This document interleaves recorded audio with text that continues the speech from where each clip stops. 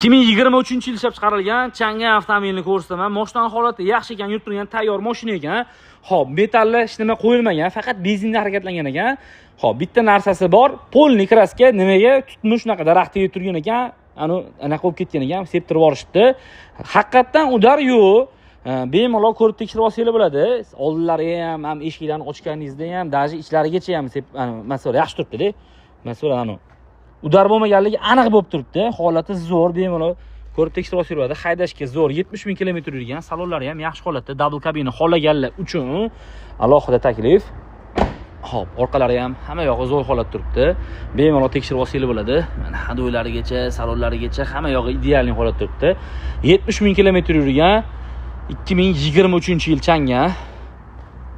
Hop, ortiqcha xarajat yo'q ekan, motor hadoylari, moslari zo'r ekan. Olib mazza qilib haydashingiz uchun bor yo'g'i 9200 ga beramiz, bosib boringlar.